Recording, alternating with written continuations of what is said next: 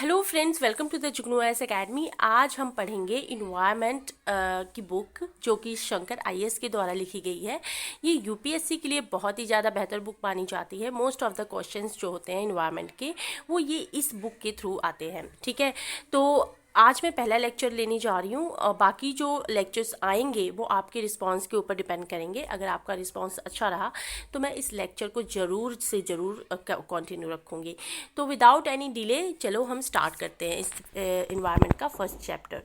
तो first chapter इसका है, पहले तो इसमें जो दिया होता है क्वेश्चन आंसर, जो प्रीवियस ईयर के क्वेश्चन आंसर्स होते हैं वो दिए होते हैं, उसको भी हम डिस्कस करेंगे। इसके लिए मैं एक अलग से वीडियो बनाऊंगी, लेकिन आज हम फर्स्ट चैप्टर जो है इसका डिस्कस करेंगे जिसका नाम है इकोलॉजी। राइट, इकोलॉजी हम डिस्कस करेंगे।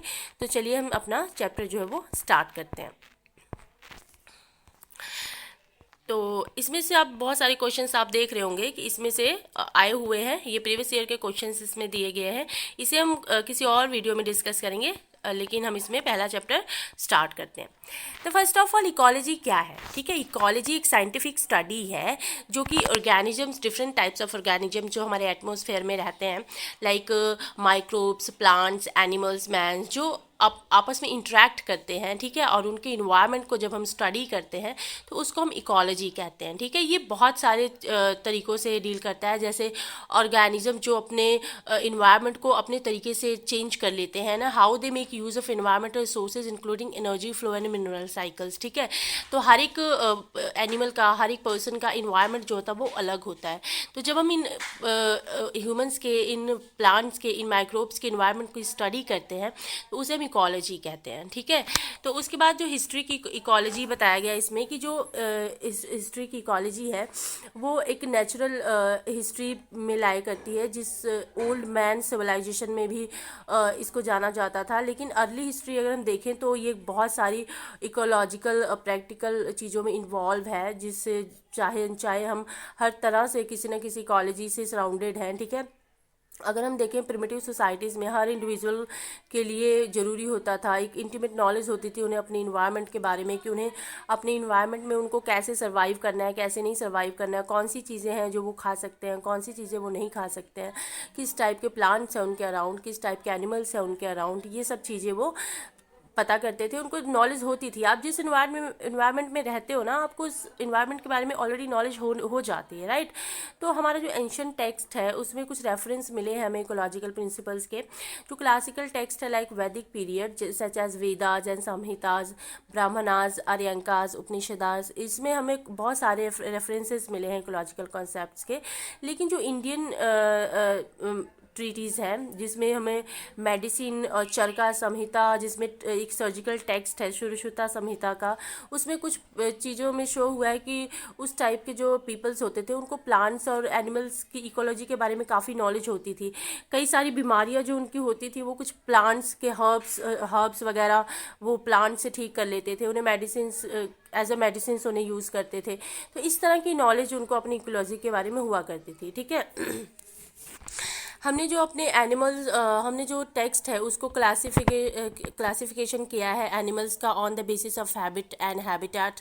अगर हम देखें तो जो हमारा लैंड है in terms of natural soil, climate and vegetation, इसका जो डिस्क्रिप्शन है प्लांट का जो वेरियस लोकेलिटीज़ पे पाए जाते हैं, तो इन सब की इन्फॉर्मेशन जो हमें सर का जो संहिता है उसमें मिल जाती है, जिसमें land, air, water, seasons were indispensable for life and polluted air, water injurious to health. अगर हमारे लिए सबसे ज़्यादा ज़रूरी क्या चीज़ होती है?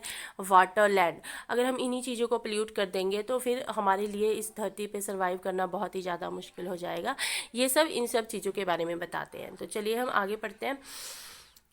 अब हम आ गए हैं इन्वायरमेंट में। ठीक है, इन्वायरमेंट क्या है? इन्वायरमेंट वो सब चीज़ें हैं जो आपको सराउंड करती हैं। राइट, आप एक लिविंग ह्यूमन बीइंग हो, आप एक पर्टिकुलर जगह पे रहते हो, आपके आसपास की जितनी भी सारी चीज़ें हैं, चाहे बायोटिक हैं, अबायोटिक हैं, जैसे एनिमल्स हैं, प्लांट्स हैं, हवा है, पानी है, सूर्य की किरणें हैं, ये सभी चीज़ें आपको सराउंड करती हैं। ठीक है, आपके आसपास हैं।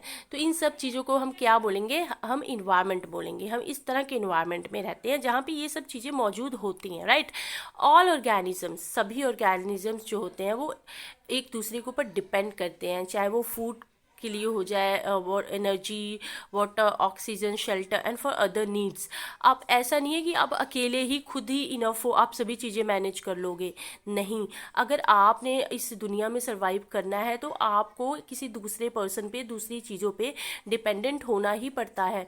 जैसे एक प्लांट है तो उसे अपना फूड बनाने के लिए सूर्य की किरणों के ऊपर डिपेंडेंट होना पड़ता है, तभी वो फोटोसिंथेसिस करेगा, तभी वो अपना खाना बना पाएगा। और एक ह्यूमन बीइंग जो सांस लेने के लिए हवा पे डिपेंडेंट है, ठीक है, पानी पीने के लिए वो किसी कुएं पर या फिर किसी नलके पर डिपेंडेंट है। तो हर एक इंसान किसी न किसी चीज़ पे डिपेंडेंट होता ही है। तो आगे देखते हैं, इन्वायरमेंट जिसको हम डिफाइन करें तो एक टोटल है लिविंग नॉन लिविंग कंपोनेंट्स का, ठीक है। उसके इन्फ्लुएंसेस क्या है, इवेंट्स क्या है, सराउंडिंग्स क्या है, ऑर्गेनिजम्स क्या है, ये हम आगे चैप्टर में पढ़ेंगे, ठीक है। चलिए देखते हैं कॉन्सेप्ट क्या है एनवायरनमेंट का।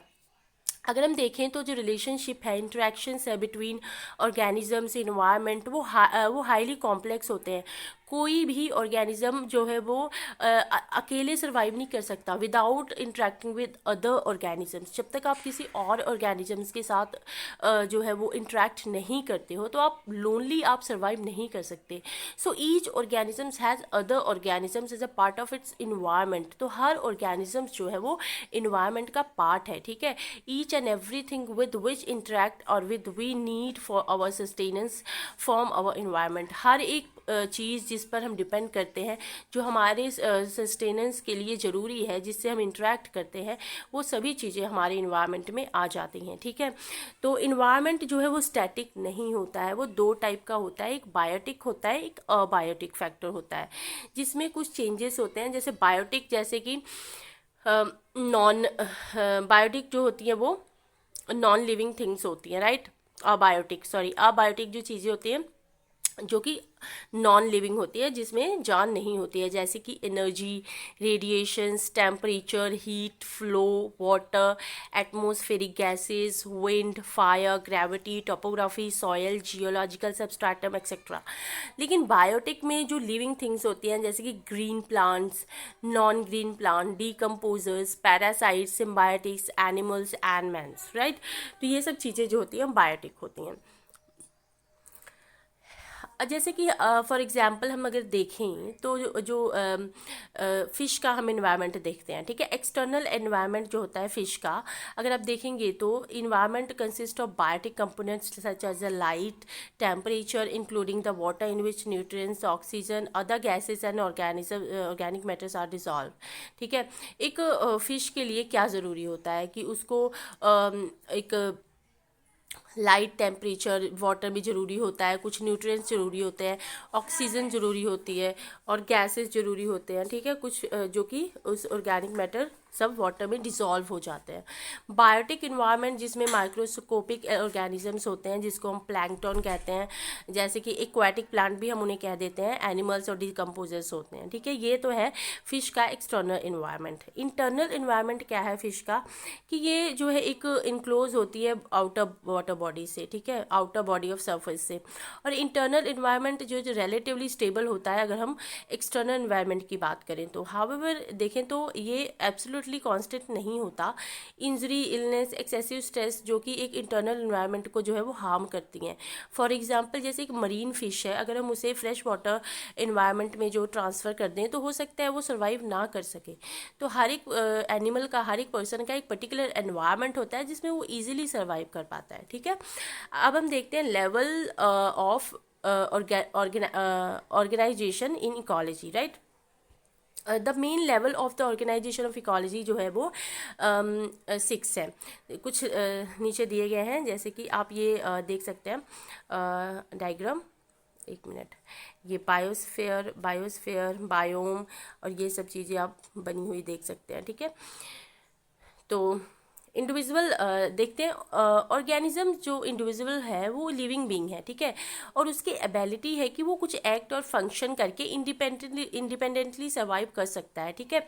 लेकिन may be plant, animal, bacterium, fungi etcetera, it is body made up organelles other parts work together carry out the various processes of life. ठीक है, इनकी बॉडी इस तरह से बनी है कि ये जो डिफरेंट टाइप्स ऑफ प्रोग्रेसेस है लाइफ की वो नहीं कर सकते. जैसे पॉपुलेशन एक ग्रुप ऑफ ऑर्गेनिजम्स होता है सेम स्पीशीज का. ठीक है, स्पीशीज जो कि एक पर्टिकुलर एरिया को डिफाइन करती हैं ड्यूरिंग स्पेसिफिक टाइम ऑक्यूपाई करके रखती हैं.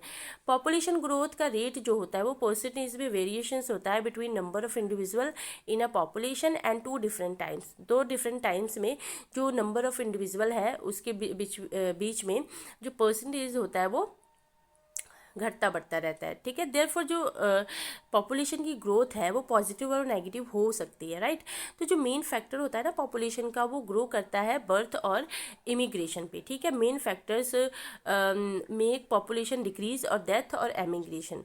अगर किसी पर्सन की डेथ हो जाती है तो जो परसेंटेज है पॉपुलेशन का वो ऑटोमेटिक डिक्रीज हो जाएगा. लेकिन अगर कोई पर्सन जो होता है वो दूसरे एरिया को छोड़कर उस एरिया में वापस आ जाता है तो इससे भी जो पॉपुलेशन की ग्रोथ होती है ना वो बढ़ती रहती है. ठीक है, मैं आपको एग्जाम्पल के थ्रू बताती हूँ. सपोज करो ये एक पर्टिकुलर एरिया है, ये दूसरा पर्टिकुलर एरिया है. इसमें 1 2 3 4 5 लोग रहते हैं. इसमें 1 2 3 4 5 6 लोग रहते हैं. ठीक है, सपोज करें कि इसमें से ये 2 लोग जो होते हैं इनकी डेथ हो जाती है. ठीक है, लेकिन इनकी डेथ हो जाती है और ये जो 3 लोग हैं यही रह जाते हैं.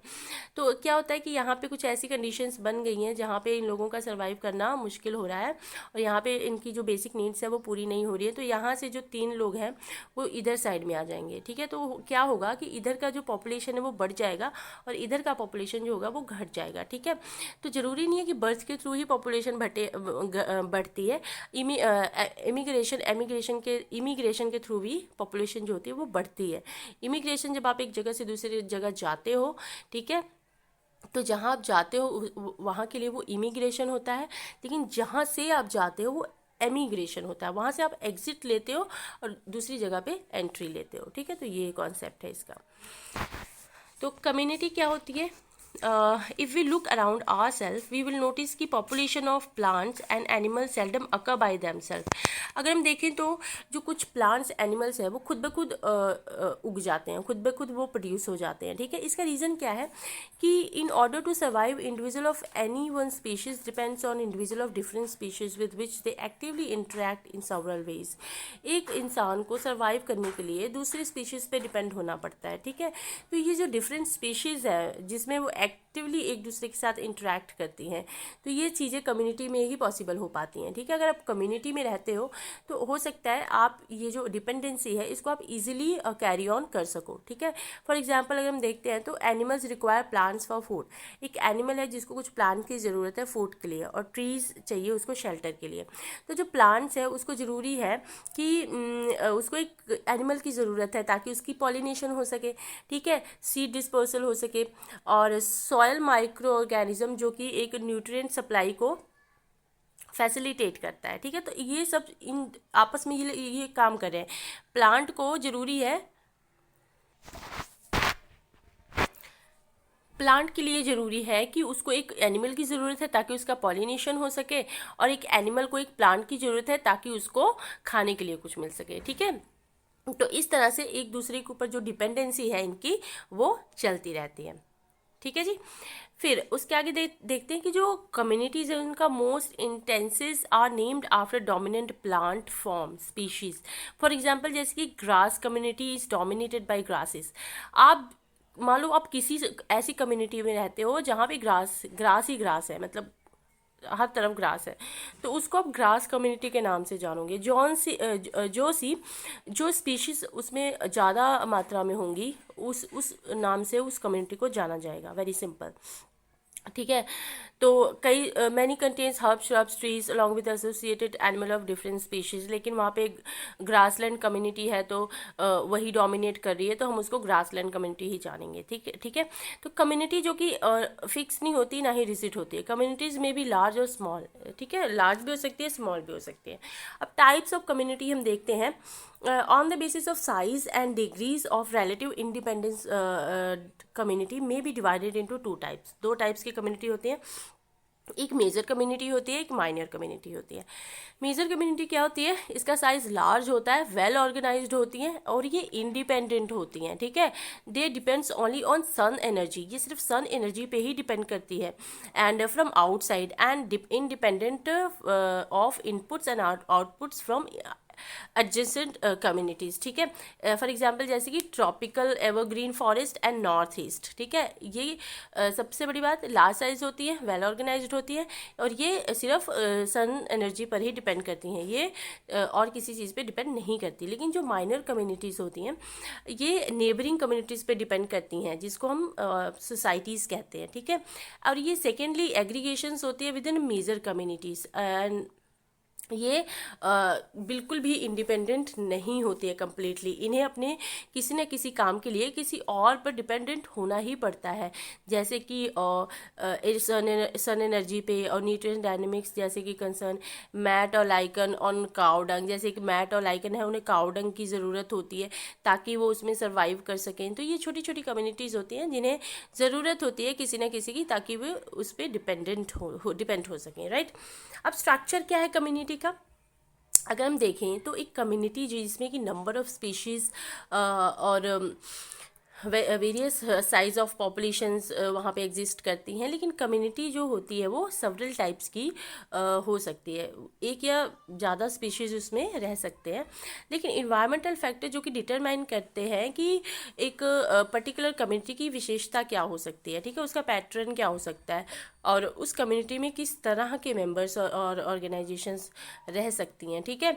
लेकिन जो कैरेक्टरिस्टिक्स है पैटर्न ऑफ कम्युनिटी का, उसको वो एक स्ट्रक्चर में तब्दील हो जाती है, जो कि एक हर एक पर्सन का एक रोल रिफ्लेक्ट करती है, ठीक है। पॉपुलेशन में वेरियस टाइप्स ऑफ स्पीशीज़ रहते हैं, सबका रोल वो डिफाइन करती है, ठीक है। उनका रेंज, वो किस टाइप ऑफ एरिया में रहते हैं और जो स्पीशीज़ है उनकी डाइवर्सिटी, ठीक है, कम्युनिटी में किस तरह की स्पीशीज़ रहती हैं, उनकी डाइवर्सिटी और कुछ इंटरेक्शंस जो उन लोगों के बीच में होता है, ये सब चीज़ें जो होती है वो कम्युनिटी में ही डिफाइन की जाती है, जो एक स्ट्रक्चर हमें बना के देता है कि आपको इस तरह से काम करना है, ठीक है।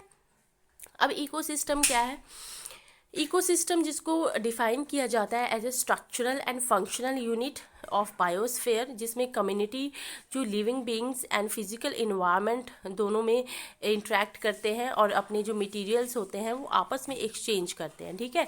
इकोसिस्टम एक कॉम्प्लेक्स सेट ऑफ रिलेशनशिप है लिविंग रिसोर्सेज के बीच में, habitats and residents of an area, जिसमें plants, trees, animals, fish, birds, micro organisms, water, soil और लोग, ये सभी चीज़ें इंक्लूडेड होती हैं, ठीक है। इकोसिस्टम जो कि बहुत ही बड़े साइज में होता है और इसके जो एलिमेंट्स होते हैं, लेकिन कुछ फंक्शनिंग यूनिट ऑफ नेचर होते हैं, हर एक स्पीशीज़ का, हर एक पर्सन का कोई ना कोई फंक्शन इसमें होता है। Everything that lives in ecosystem dependent on the other species of elements, कोई भी पर्सन, कोई भी स्पीशीज जो इकोसिस्टम में रहते हैं वो किसी और स्पीशीज पे डिपेंडेंट होते हैं, ठीक है, सरवाइव करने के लिए। लेकिन if one part of the ecosystem is damage, लेकिन अगर कोई एक इकोसिस्टम का पार्ट जो होता है वो डैमेज हो जाता है तो इसका जो इम्पैक्ट है वो हर तरह से लोगों पे पड़ता है, ठीक है। लेकिन जो इकोसिस्टम हेल्दी होता है, जब सस्टेनेबल होता है, इसका मतलब सारे एलिमेंट्स जो वहाँ पे रह रहे हैं वो बहुत ही ज़्यादा बैलेंस में रह रहे हैं एंड वो कैपेबल हैं कि वो कुछ रिप्रोड्यूस कर सकते हैं अपने आप में, ठीक है। लेकिन इकोसिस्टम जो होता है बहुत ही ज़्यादा स्मॉल होता है, जैसे कि एक सिंगल ट्री और एक सिंगल ट्री होता है और एक लार्ज फॉरेस्ट होता है, ठीक है। यहाँ पे दिया गया है difference between ecology and environment and ecosystem, तो मैं पढ़ के बता देती हूँ आपको। फॉर एग्जांपल जैसे कि लेटेस्ट शंकर आईएएस एकेडमी है और वहाँ के स्टूडेंट्स हैं, लेट्स से कि जो इकोलॉजी है, ठीक है, हम ecology would be scientific study of students relationship with the Shankar IAS academy as a whole.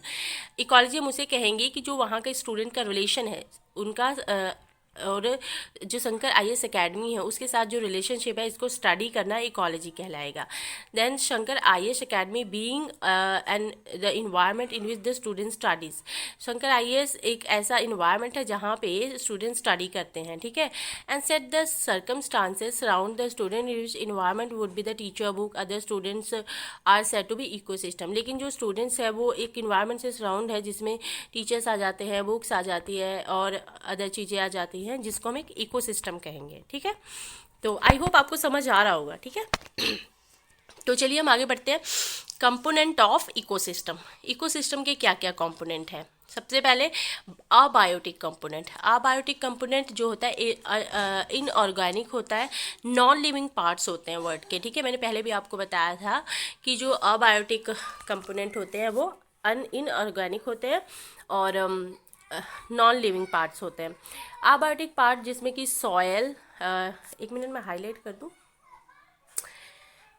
जिसमें soil, water, air, light, energy etcetera, ये जो होते हैं इन्वॉल्व करते हैं large number of chemicals like oxygen, nitrogen etcetera. इसका जो फिजिकल प्रोसेस है जिसमें volcanic, earthquake, floods, forest fire, climates and weather condition included करते हैं, राइट। अबायोटिक फैक्टर जो कि मोस्ट इम्पॉर्टेंट डिटर्मिनेंट्स होते हैं जहाँ पे वेल ऑर्गेनिजम्स एग्जिस्ट करते हैं उनकी इन्वायरमेंट में।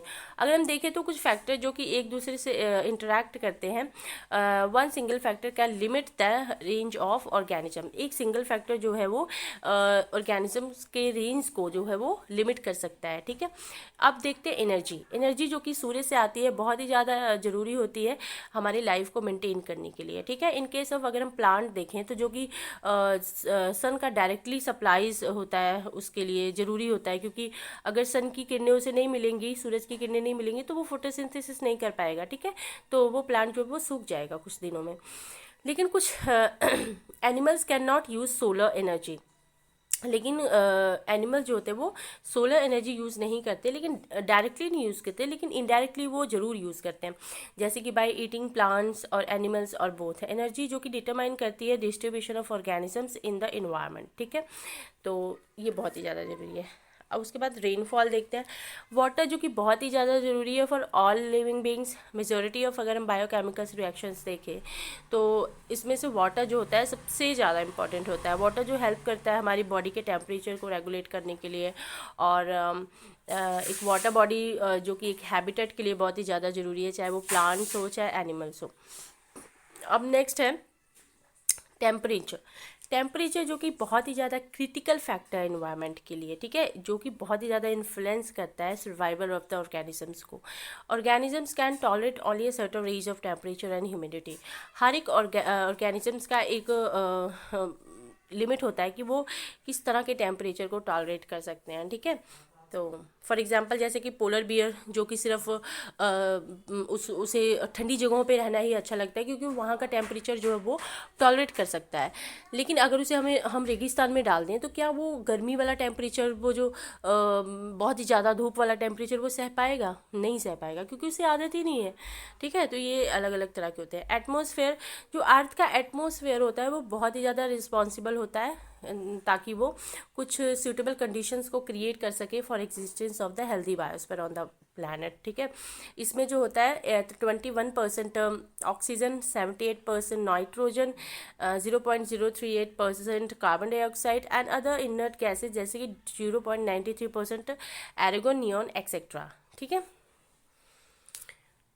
सबस्ट्रैटम, लैंड जो कि कवर है सॉयल और वाइड वैरायटी ऑफ माइक्रोब से, प्रोटोजोआ से, फंजाई से, स्मॉल एनिमल से जो कि इन्वर्टिब्रेट्स है। लेकिन जो रूट्स है प्लांट्स के, वो जो टैप वाटर है, न्यूट्रिएंट्स है, उसके थ्रू जो होते हैं पर्स होते हैं। लेकिन ऑर्गेनिज्म जो कि वो टेरेस्ट्रियल भी हो सकते हैं और एक्वाटिक भी हो सकते हैं। टेरेस्ट्रियल एनिमल्स जो कि लैंड पे रहते हैं, एक्वाटिक एनिमल्स जो कि पानी में रहते हैं, ठीक है, समुद्र में रहते हैं। और सब माइक्रोब जो कि even not water vent under the sea, कुछ माइक्रोब जो कि वो हॉट वाटर में ही रहते हैं लेकिन वो सी के अंदर मुश्किल होता है उनका सर्वाइवल। तो ऐसी कुछ चीज़ें होती हैं, ठीक है। इसमें मटेरियल्स होते हैं जो कि ऑर्गेनिक कंपाउंड जैसे कि protein, carbohydrates, lipids, humic substances जो कि कुछ इनऑर्गेनिक कंपाउंड्स बनाते हैं ऑन डीकम्पोजिशन।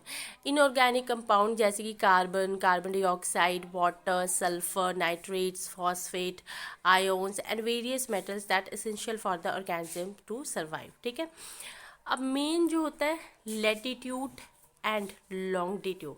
ठीक है, पहले मैं बता दूं कि लैटिट्यूड और लॉन्गिट्यूड क्या होता है। चलिए बताती हूँ, एक मिनट। ये हमारा अर्थ है, ठीक है, तो ये चीज़ ये लॉन्गिट्यूड है, ठीक है, लॉन्गिट्यूड। और ये चीज़ ये लैटिट्यूड। ठीक है, तो इस तरह से पता लग गया होगा आपको। लैटिट्यूड जो है वो स्ट्रॉन्ग इन्फ्लुएंस होता है on the area of temperature resulting change of climate such as a polar, tropical and temperate. This creates determine different natural biomes, right. अब ये क्या बताना चाह रहा है कि जैसे ये हमारा अर्थ है, राइट, एक मिनट रुके, ये ओके ओके ओके ओके, ये हमारा अर्थ है, ओहो, ये हमारा अर्थ, ठीक है, ये हमारा लैटिट्यूड है, ये हमारा लॉन्गिट्यूड है। ठीक है, तो जो सूर्य की रेंज है वो इसके और इसके बीच में, Tropic of Cancer, Tropic of Capricorn, ठीक है, ये बीच बीच में जो जिसे हम टॉरिड जोन कहते हैं इसी पे पड़ती हैं। ठीक है, तो यहाँ पे गर्मी ज़्यादा होती है, ठीक है ना, तो बाकी ये पोलर रीजन में आ जाता है क्योंकि यहाँ पे सूर्य की किरणें उतनी पहुँच नहीं पाती क्योंकि इन दोनों के बीच में ही सूर्य की किरणें पड़ती हैं। ठीक है, आई होप आपको समझ आया होगा। तो जिससे क्या है, टेम्परेचर, ट्रॉपिकल और पोलर एरिया ये सब डिसाइड करता है कि जहाँ पे सूर्य की किरणें ज़्यादा पड़ती है वहाँ पे जो गर्म एरिया होता है, लेकिन जो नदर्न एंड सदर्न साइड है वहाँ पे सूर्य की किरणें नहीं पहुँच पाती तो वो पोलर एरिया बन जाता है। ठीक है, लेकिन सी लेवल से अगर हम हाईएस्ट पीक देखें तो जहाँ पे वाइल्ड लाइफ जो कि एक एल्टीट्यूड से इन्फ्लुएंस होती है, लैटिट्यूड इंक्रीज होते हैं, एयर बायोम्स जो कि कोल्डर ड्रायर होते हैं जो कि वाइल्ड लाइफ को उसके अकॉर्डिंग ही अफेक्ट करते हैं, तो ये सब चीज़ें जो है वो लैटिट्यूड और अल्टीट्यूड से ही पॉसिबल हो पाती हैं। ठीक है, तो मैं इस लेक्चर को यहीं तक रखूँगी, मैं ज़्यादा इस लेक्चर को बड़ा नहीं बनाऊँगी। मुझे यकीन है कि आपको समझ आया होगा, लेकिन फिर भी अगर आपको कुछ डाउट्स हैं तो आप मुझे कमेंट बॉक्स में आप लिख के बता सकते हैं, मैं कोशिश करूँगी आपके डाउट्स को क्लियर करने की। तो अगर आपको वीडियो अच्छी लगी हो तो आप इसे सब्सक्राइब करें, लाइक करें और शेयर भी करें। Thank you so much, thanks for watching. इसका अगला पार्ट जो होगा वो नेक्स्ट डे आएगा। सो मिलते हैं अगली वीडियो में, till then take care and bye bye.